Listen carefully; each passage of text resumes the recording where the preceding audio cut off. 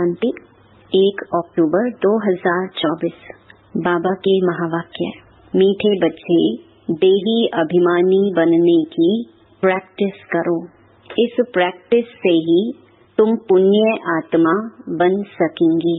प्रश्न: किस एक नॉलेज के कारण तुम बच्चे सदा हर्षित रहते हो? उत्तर: तुम्हें नॉलेज मिली है कि यह नाटक बड़ा वंडरफुल बना हुआ है। इसमें हर एक एक्टर का अविनाशी पार्ट नोंधा हुआ है। सब अपना अपना पार्ट बजा रहे हैं, इस कारण तुम सदा हर्षित रहते हो। दूसरा प्रश्न: कौन सा एक हुनर बाप के पास ही है, दूसरों के पास नहीं? उत्तर: देही अभिमानी बनाने का हुनर एक बाप के पास है, क्योंकि वह खुद सदा देही है, सुप्रीम है। यह हुनर किसी भी मनुष्य को आ नहीं सकता। ओम शांति। रूहानी बच्चों अर्थात आत्माओं प्रति बाप बैठ समझाते हैं। अपने को आत्मा तो समझना है ना। बाप ने बच्चों को समझाया है, पहले पहले यह प्रैक्टिस करो कि हम आत्मा हैं, ना कि शरीर। जब अपने को आत्मा समझेंगे तब ही परम पिता को याद करेंगे। अपने को आत्मा नहीं समझेंगे तो फिर जरूर लौकिक संबंधी धंधा आदि ही याद आता रहेगा। इसलिए पहले पहले तो यह प्रैक्टिस होनी चाहिए कि मैं आत्मा हूँ, तो फिर रूहानी बाप की याद ठहरेगी। बाप यह शिक्षा देते हैं कि अपने को देह नहीं समझो। यह ज्ञान बाप एक ही बार सारे कल्प में देते हैं, फिर 5000 वर्ष बाद यह समझानी मिलेगी। अपने को आत्मा समझेंगे तो बाप भी याद आएगा। आधा कल्प तुमने अपने को देह समझा है, अब अपने को आत्मा समझना है। जैसे तुम आत्मा हो, मैं भी आत्मा ही हूँ, परंतु सुप्रीम हूँ। मैं हूँ ही आत्मा, तो मेरे को कोई देह याद पड़ती ही नहीं। यह दादा तो शरीरधारी है ना, वह बाप है निराकार। यह प्रजापिता ब्रह्मा तो साकारी हो गया। शिव बाबा का असली नाम है ही शिव, वह है ही आत्मा। सिर्फ वह ऊंच ते ऊंच अर्थात सुप्रीम आत्मा है। सिर्फ इस समय ही आकर इस शरीर में प्रवेश करता हूँ। वह कभी देह अभिमानी हो न सके। देह अभिमानी साकारी मनुष्य होते हैं, वह तो है ही निराकार। उनको आकर यह प्रैक्टिस करानी है। कहते हैं तुम अपने को आत्मा समझो, मैं आत्मा हूँ, आत्मा हूँ। यह पाठ बैठकर पढ़ो। मैं आत्मा शिव बाबा का बच्चा हूँ। हर बात की प्रैक्टिस चाहिए ना। बाप कोई नई बात नहीं समझाते हैं।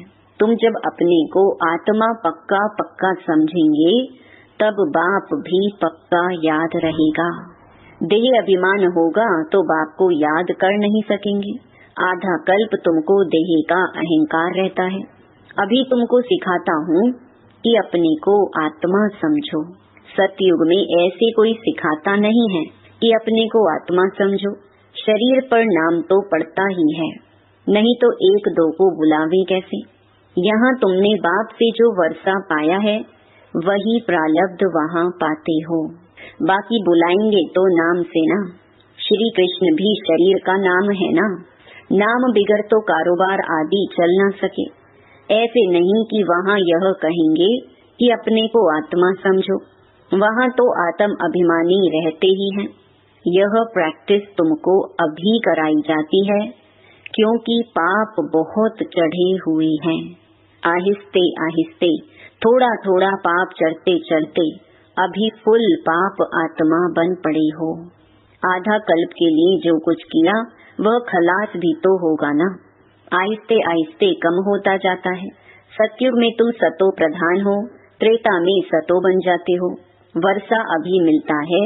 अपने को आत्मा समझ बाप को याद करने से ही वर्षा मिलता है। यह देही अभिमानी बनने की शिक्षा बाप अभी देते हैं। सतयुग में यह शिक्षा नहीं मिलती। अपने अपने नाम पर ही चलते हैं। यहाँ तुम हरेक को याद के बल से पाप आत्मा से पुण्य आत्मा बनना है। सतयुग में इस शिक्षा की दरकार ही नहीं। ना तुम यह शिक्षा वहाँ ले जाते हो, वहाँ ना यह ज्ञान ना योग ले जाते हो। तुमको पतित से पावन अभी ही बनना है। फिर आहिस्ते आहिस्ते कला कम होती है। जैसे चंद्रमा की कला कम होते होते लीक जाकर रहती है। तो इसमें मूंझो नहीं, कुछ भी ना समझो तो पूछो। पहले तो यह पक्का निश्चय करो कि हम आत्मा हैं। तुम्हारी आत्मा ही अभी तमो प्रधान बनी है। पहले सतो प्रधान थी, फिर दिन प्रतिदिन कला कम होती जाती है। मैं आत्मा हूँ, यह पक्का ना होने से ही तुम बाप को भूलते हो। पहले पहले मूल बात ही यह है। आत्म अभिमानी बनने से बाप याद आएगा तो वर्षा भी याद आएगा, वर्षा याद आएगा तो पवित्र भी रहेंगे, दैवी गुण भी रहेंगे। एम ऑब्जेक्ट तो सामने है ना। यह है गॉडली यूनिवर्सिटी। भगवान पढ़ाते हैं। देही अभिमानी भी वही बना सकते हैं और कोई भी यह हुनर जानता ही नहीं है। एक बाप ही सिखाते हैं। यह दादा भी पुरुषार्थ करते हैं। बाप तो कभी देह लेते ही नहीं। जो उनको देही अभिमानी बनने का पुरुषार्थ करना पड़े, वह सिर्फ इस समय आते हैं तुमको देही अभिमानी बनाने। यह कहावत है, जिनके माथे मामला वह कैसे नींद करे। बहुत धंधा आदि टू मच होता है तो फुर्सत नहीं मिलती, और जिनको फुर्सत है वह आते हैं बाबा के सामने पुरुषार्थ करने। कोई नए भी आते हैं, समझते हैं नॉलेज तो बड़ी अच्छी है। गीता में भी यह अक्षर हैं, मुझ बाप को याद करो तो तुम्हारे विकर्म विनाश हो जाएं। तो बाप यह समझाते हैं, बाप कोई को दोष नहीं देते हैं। यह तो जानते हैं तुमको पावन से पतित बनना ही है और हमको आकर पतित से पावन बनाना ही है। यह बना बनाया ड्रामा है, इसमें कोई की निंदा की बात नहीं। तुम बच्चे अभी ज्ञान को अच्छी रीति जानते हो, और तो कोई भी ईश्वर को जानते ही नहीं, इसलिए निधन के नास्तिक कहलाए जाते हैं। अभी बाप तुम बच्चों को कितना समझदार बनाते हैं, टीचर रूप में शिक्षा देते हैं। कैसे यह सृष्टि का चक्कर चलता है, ये शिक्षा मिलने से तुम भी सुधरते हो।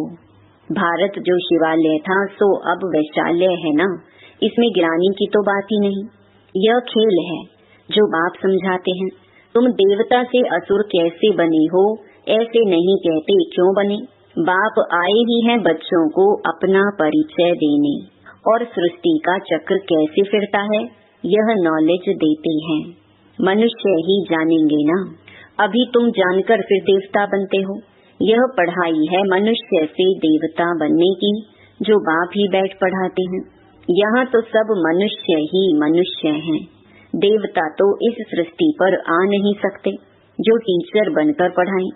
पढ़ाने वाला बाप देखो कैसे पढ़ाने आते हैं। गायन भी है, परमपिता परमात्मा कोई रथ लेते हैं। यह पूरा नहीं लिखते कि कौन सा रथ लेते हैं। त्रिमूर्ति का राज भी कोई समझते नहीं। परम पिता अर्थात परम आत्मा, वो जो है सो अपना परिचय तो देंगे ना। अहंकार की बात नहीं, ना समझने के कारण कहते हैं इनमें अहंकार है। यह ब्रह्मा तो कहते नहीं कि मैं परमात्मा हूँ, यह तो समझ की बात है। यह तो बाप के महावाक्य हैं, सभी आत्माओं का बाप एक है। इनको दादा कहा जाता है। यह भाग्यशाली रथ है ना। नाम भी ब्रह्मा रखा है क्योंकि ब्राह्मण चाहिए ना। आदि देव प्रजापिता ब्रह्मा है, प्रजा का पिता है। अब प्रजा कौन सी? प्रजापिता ब्रह्मा शरीरधारी है तो एडॉप्ट किया ना। बच्चों को शिव बाबा समझाते हैं, मैं एडॉप्ट नहीं करता हूँ, तुम सब आत्माएं तो सदैव मेरे बच्चे हो ही। मैं तुमको बनाता नहीं हूँ, मैं तो तुम आत्माओं का अनादि बाप हूँ। बाप कितना अच्छी रीति समझाते हैं, फिर भी कहते हैं अपने को आत्मा समझो। तुम सारी पुरानी दुनिया का संन्यास करते हो। बुद्धि से जानते हैं सब वापस जाएंगे इस दुनिया से। ऐसे नहीं संन्यास कर जंगल में जाना है, सारी दुनिया का संन्यास कर हम अपने घर चले जाएंगे।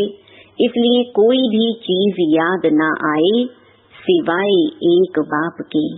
60 वर्ष की आयु हुई तो फिर वाणी से परे वानप्रस्थ में जाने का पुरुषार्थ करना चाहिए। यह वानप्रस्थ की बात है अभी की।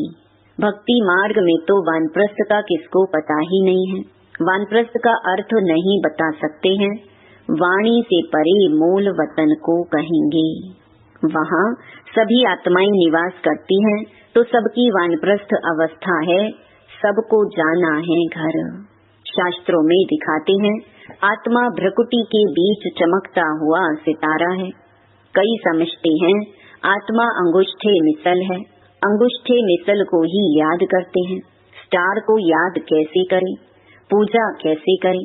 तो बाप समझाते हैं तुम देह अभिमान में जब आते हो तो पुजारी बन जाते हो। भक्ति का समय शुरू होता है, उसको भक्ति कल्ट कहते हैं। ज्ञान कल्ट अलग है। ज्ञान और भक्ति इकट्ठे नहीं हो सकते। दिन और रात इकट्ठे नहीं हो सकते। दिन सुख को कहा जाता और रात दुख अर्थात भक्ति को कहा जाता है। कहते हैं प्रजापिता ब्रह्मा का दिन और फिर रात, तो प्रजा और ब्रह्मा जरूर दोनों ही इकट्ठे होंगे ना। तुम समझते हो हम ब्राह्मण ही आधा कल्प सुख भोगते हैं, फिर आधा कल्प दुख।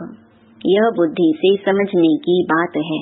यह भी जानते हो सब बाप को याद नहीं कर सकते हैं, फिर भी बाप खुद समझाते रहते हैं अपने को आत्मा समझो और मुझे याद करो तो तुम पावन बन जाएंगे।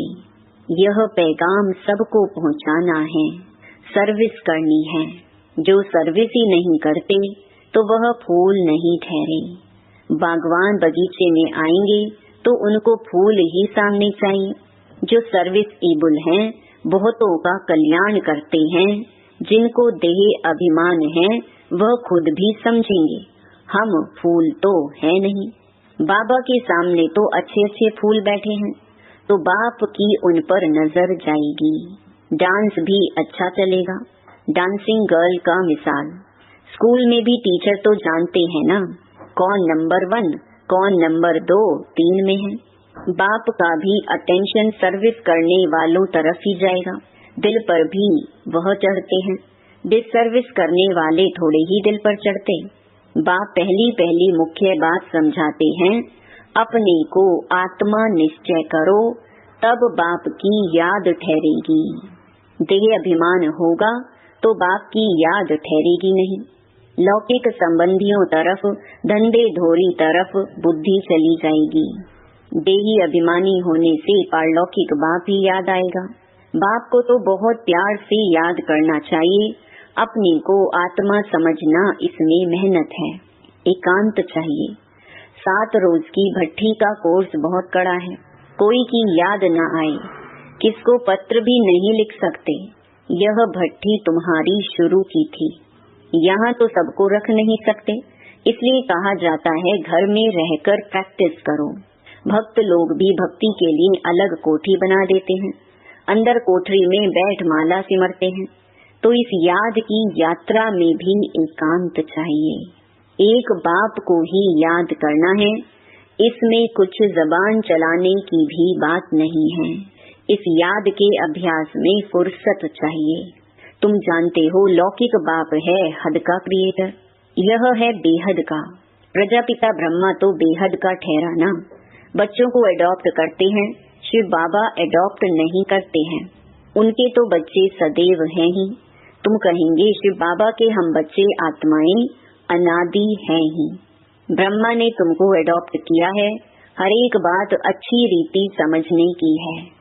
बाप रोज रोज बच्चों को समझाते हैं, कहते हैं बाबा याद नहीं रहती। बाप कहते हैं इसमें थोड़ा समय निकालना चाहिए।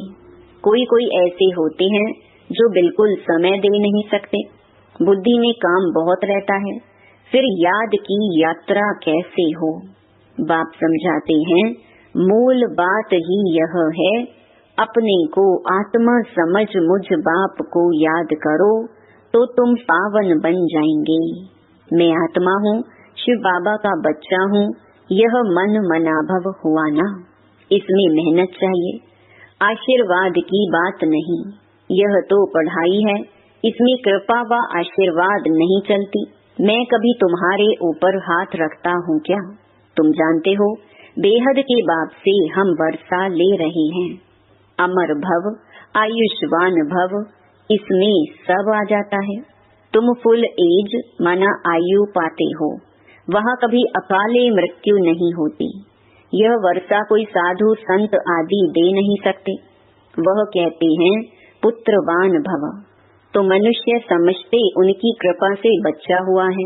बस जिनको बच्चा नहीं होगा वह जाकर उनका शिष्य बनेंगे। ज्ञान तो एक ही बार मिलता है, यह है अव्यभिचारी ज्ञान, जिसकी आधा कल्प प्रारब्ध चलती है। फिर है अज्ञान, भक्ति को अज्ञान कहा जाता है। हर एक बात कितना अच्छी रीति समझाई जाती है। अच्छा, मीठे मीठे सिकिलधे बच्चों प्रति माता पिता बाप दादा का याद प्यार और गुड मॉर्निंग। रूहानी बाप की रूहानी बच्चों को नमस्ते। धारणा के लिए मुख्य सार। पहला, अभी वानप्रस्थ अवस्था है, इसलिए बुद्धि से सब कुछ संन्यास कर एक बाप की याद में रहना है। एकांत में बैठ अभ्यास करना है, हम आत्मा हैं, आत्मा हैं। दूसरा, सर्विसेबल फूल बनना है। देह अभिमान वश ऐसा कोई कर्म नहीं करना है जो डिससर्विस हो जाए। बहुतों के कल्याण के निमित्त बनना है। थोड़ा समय याद के लिए अवश्य निकालना है। वरदान, परमात्म ज्ञान की नवीनता, पवित्रता को धारण करने वाले सर्व लगावों से मुक्त भव। इस परमात्म ज्ञान की नवीनता ही पवित्रता है। फलक से कहते हो कि आग कपूस इकट्ठा रहते भी आग नहीं लग सकती। विश्व को आप सबकी यह चैलेंज है कि पवित्रता के बिना योगी व ज्ञानी तो आत्मा नहीं बन सकते। तो पवित्रता अर्थात संपूर्ण लगाव मुक्त, किसी भी व्यक्ति व साधनों से भी लगाव ना हो, ऐसी पवित्रता द्वारा ही प्रकृति को पावन बनाने की सेवा कर सकेंगे। स्लोगन, पवित्रता आपके जीवन का मुख्य फाउंडेशन है। धरत पर ये धर्म ना छोड़िए। ओम शांति।